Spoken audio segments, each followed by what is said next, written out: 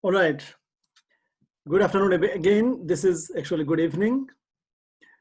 Welcome back, my Construction Management 400 participants on this second day of September 2020.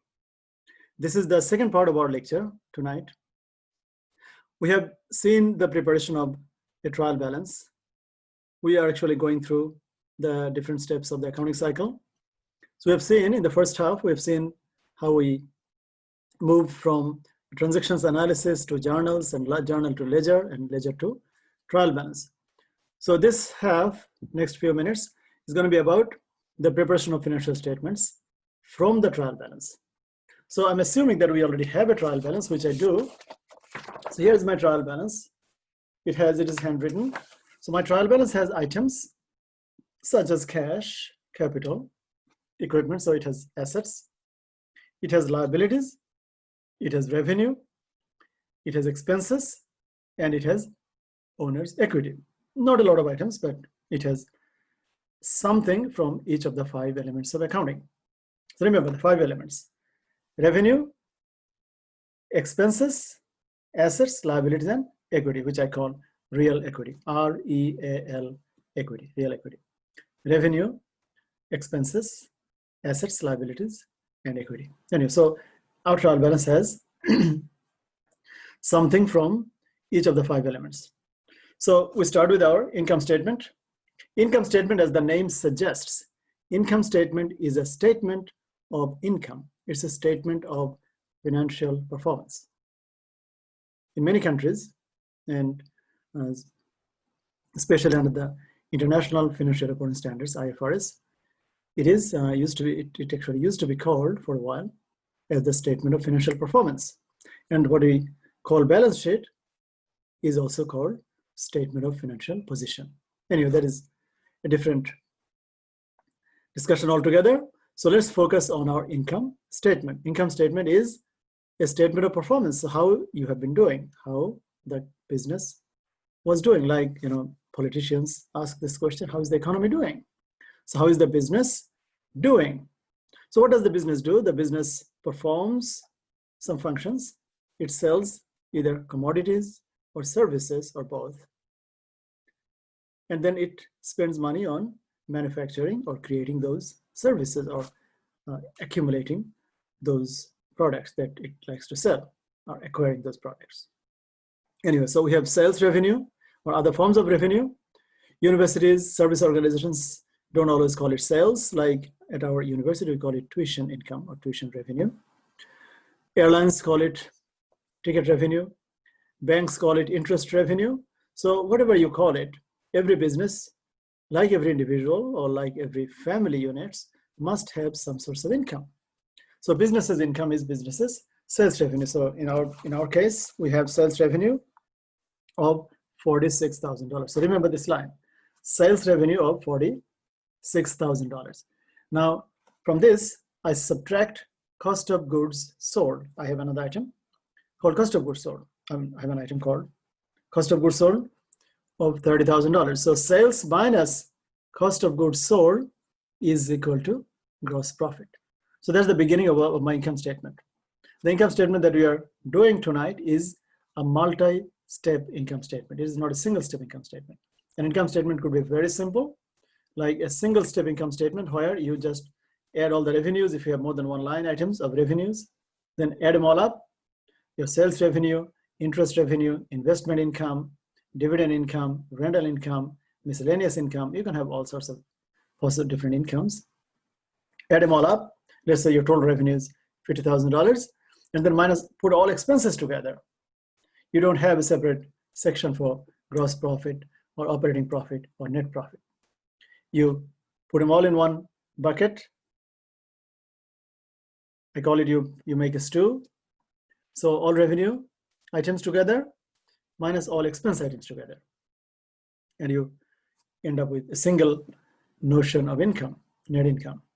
So all revenues minus all expenses. But the income statement that we are doing is more sophisticated and is actually more customary. It's a multi-step income statement where we will have 3 notions of income.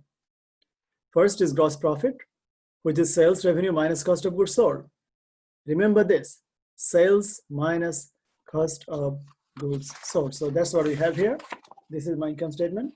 You can see sales revenue minus cost of goods sold. So our sales revenue was $46,000 and cost of goods sold was $30,000. So that leaves us with a gross profit of $16,000. See, income statement and balance sheet, these are so common sense statements that you don't need to have accounting training. Like anyone understands the difference between revenue and expenses, like how much money is coming in minus how much money is going out. So how much money you make? Like in my case, I receive a salary, so that's my income. And if I have any other income, you can consider those as my other income or extra income. So put all my income together minus all my expenses together.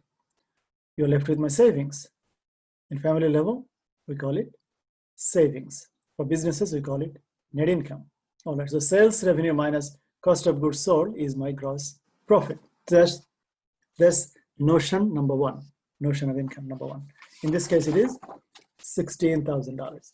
Okay, then we have to subtract the operating expenses. There are two types of operating expenses.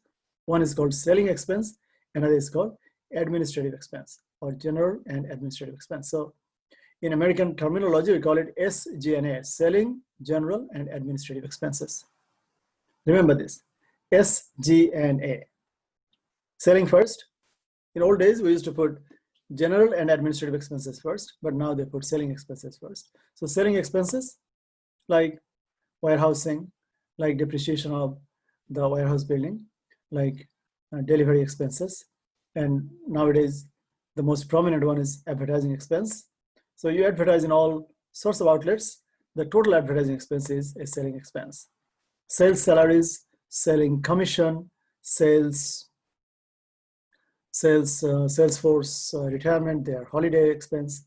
It could be a wide range of expenses, but the main focus is that is the item related to sales. So advertising is one of the primary ones, plus any sales related expense like showroom expense.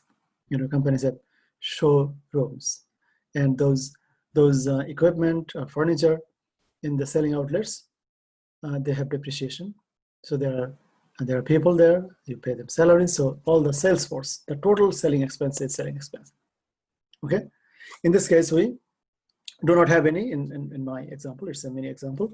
So my operating expenses are three. I have salary expense, which is $5,000, rent expense $3,000, and miscellaneous expense of $149.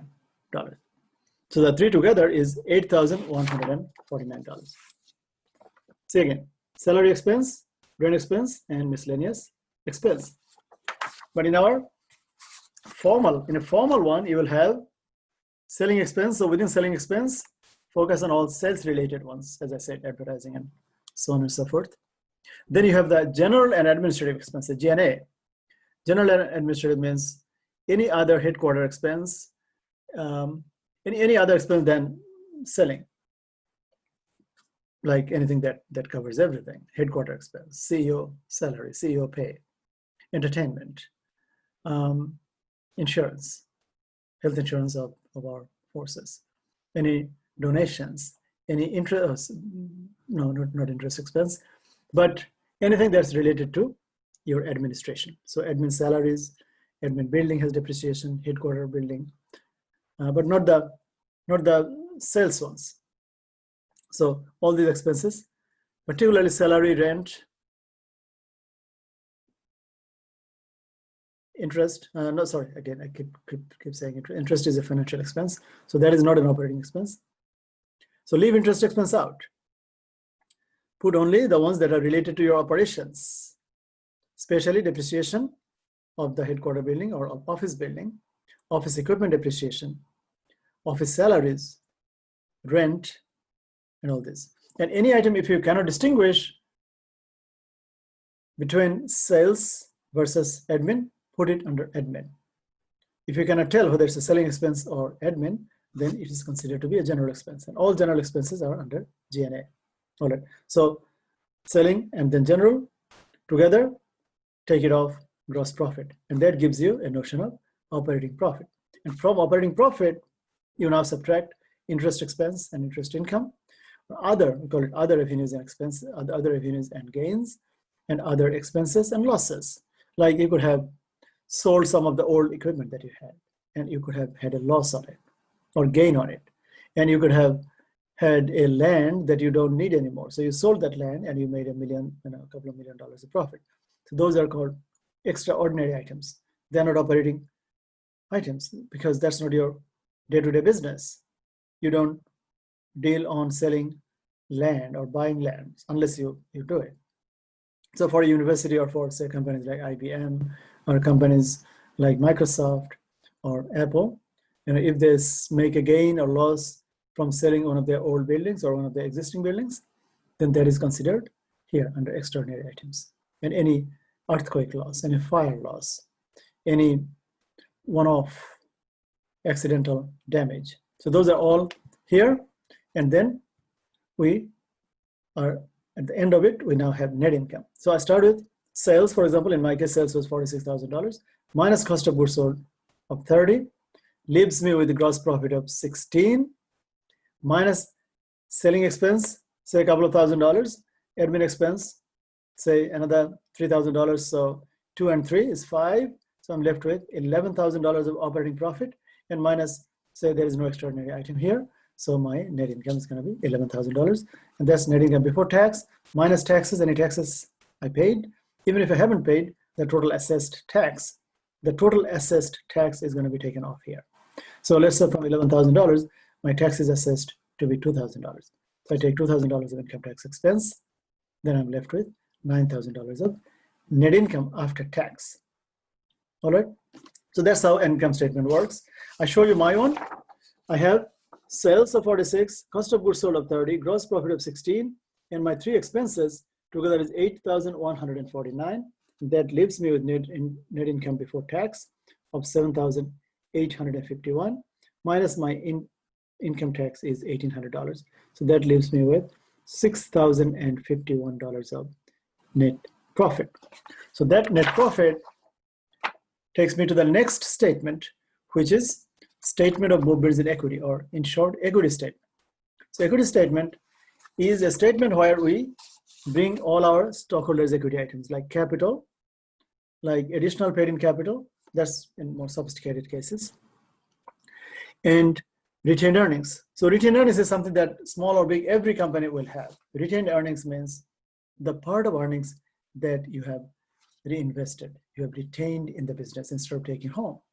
So taking home means like for corporations, instead of paying back to the shareholders as dividend. So retained earnings statement is here.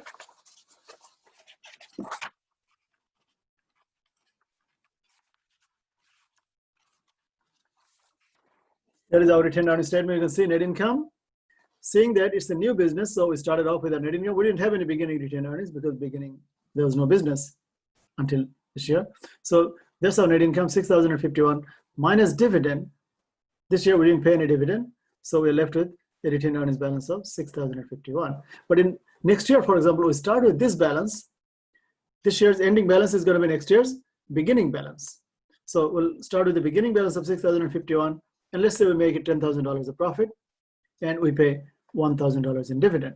So our next year retained earnings would look like beginning balance of 6,051 plus net profit of $10,000 minus dividend of $1,000. So 6,000 plus 9,000 will make it $15,051 as the closing balance, and that balance goes to the balance sheet. So our retained earnings balance is 6,051, and our capital is $30,500. So the total equity is $36,551. Remember this. So take a look. Beginning retained earnings plus net income minus dividend is your closing retained earnings, plus the common stock or capital. In this case, we call it capital, but for corporations, we call it common stock. So that balance is then moved to the balance sheet. So this is the balance sheet. The balance sheet has 2 parts. On the one side, we have all the assets. On the other side, we have liabilities and equity, liabilities and stockholders' equity. It's actually a practical demonstration of the accounting equation. You can see assets, the total, look at the total, assets $38,600 is equal to the total of liabilities and equity. So for assets, trust me, there is no adjustments. Simply pick the items from the balance sheet, and you don't have a plug. You don't have to look for any missing items. If it's not in the trial balance, then just ignore it. It's not there. So just keep looking for assets on the trial balance. So like here, you can see the trial balance has cash of $331, $331, and I have cash of $331. The trial balance has equipment. Look at item number 3, skip capital, go to the third item, equipment of $269, and I have equipment of $269. The trial balance has accounts receivable of $1,000. You know, from this down here, these are all our assets. You can see accounts receivable, investment, supplies, automobiles, investments, and automobiles. So 5 items together, and all 5 are just copied and pasted here, just imported here. Accounts receivable, inventory, supplies, investments, and automobiles. So that's all the assets together is $38,600. And the liabilities, we have only one, which is, sorry, 2. One is accounts payable, and another is taxes payable, income tax payable. So accounts payable was $249. Very good. The less you have, the better. Accounts payable means the money that you owe to your suppliers, to your other fellow businesses. So accounts payable is listed, and then second item is taxes payable. Remember, the company's assessed tax was $1,800 and we didn't pay it. So all of it is still a liability. So taxes payable is $1,800. Then capital, exact the same capital that you had in the equity statement, $30,500 is also here, $30,500. And retained earnings you saw $6,051. So the magic is that without any plug, the two sides are gonna be equal. They will add up to the same number. You can see assets have a different composition, liabilities and equity have an altogether different combination. Nevertheless, the two totals are the same, $38,600 and $38,600. So that gives you the assurance that your process was perfect. Your process was at least accurate. I mean, you could still have mistakes, but those mistakes would be either something was completely omitted, we call it errors of omission, or errors of principle. Say you listed an asset as an expense. So that would be an understatement of asset and overstatement of expense. But nevertheless, the balance sheet will agree. Balance sheet doesn't pick up those errors. It doesn't pick up errors of principle, or even trial balance doesn't pick up those errors. Errors of principle or errors of omission. It does not. But any mathematical or arithmetic accuracy issues, any missing items, if you say missed an obvious item that was in the ledger but not in the trial balance, or that was in the journal, if you miss a journal altogether, then your accounting system will not pick it. But if you have a transaction in the journal but not in the ledger,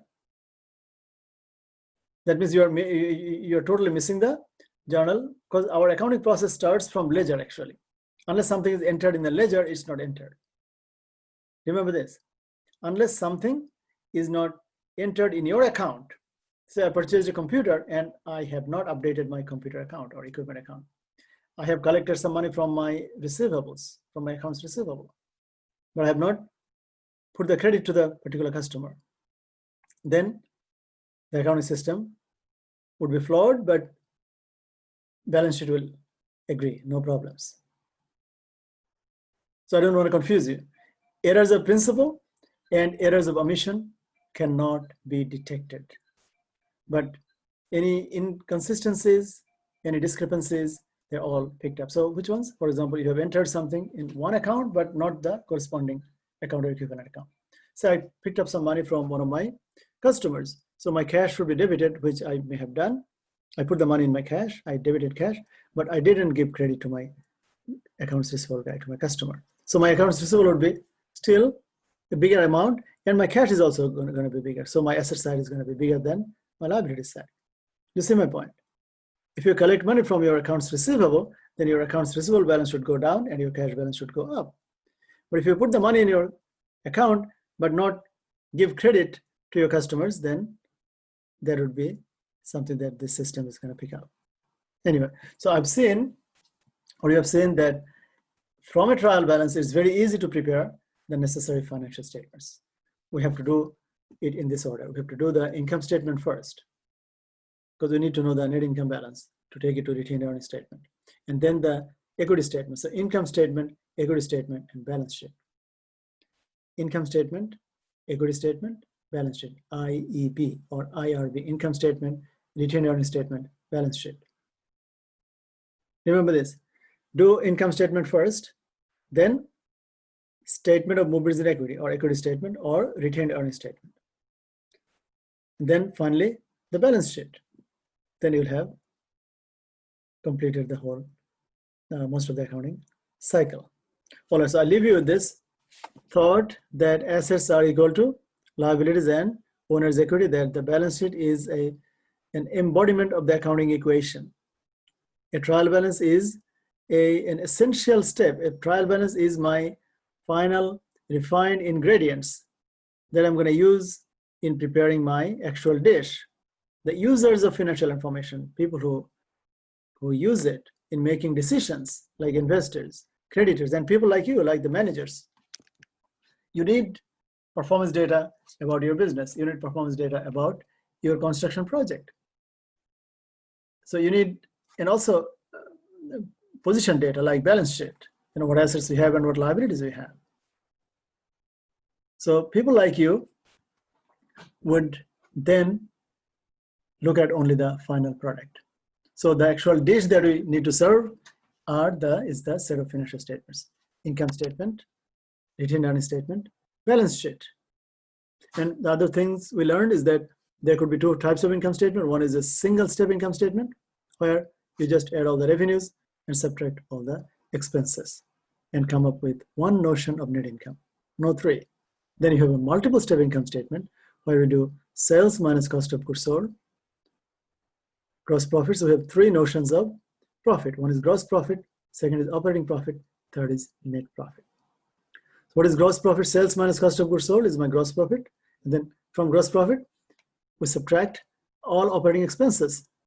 Two major categories. One is selling, another is G&A, general and administrative expenses.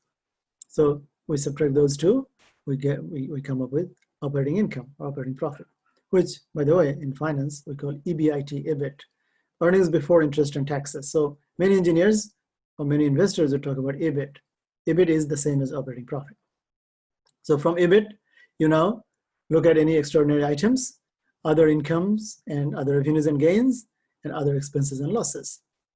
Any extraordinary items, and financial items like financing costs, like interest expenses, interest revenue, those. So you put them in, and you now have net income before tax. Then you pay tax or subtract the assessed tax, estimated tax, then you have net income. So the net income is then taken to the retained earnings statement. The retained earnings formula is beginning balance plus net income minus dividend. In our case, we didn't have any beginning balance, so we just had net income of 6,051 minus our dividend was also 0. So our closing balance was also 6,051. Then we had our common stock, our capital. Capital was $30,500. So these two equity items, one is 6,051 plus the other one was $30,500. So together, the two is, if you do together, is 36,551 was one of 30,500, and those 6,051. Yes, so 36,000. Anyway, forget about the total.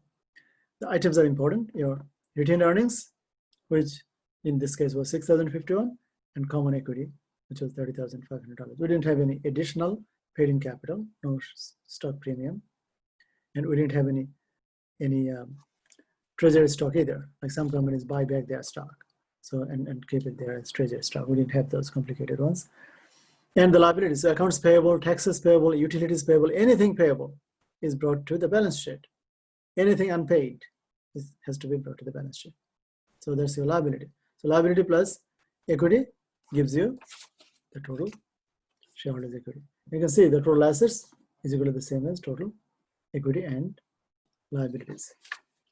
All right. So I leave you now.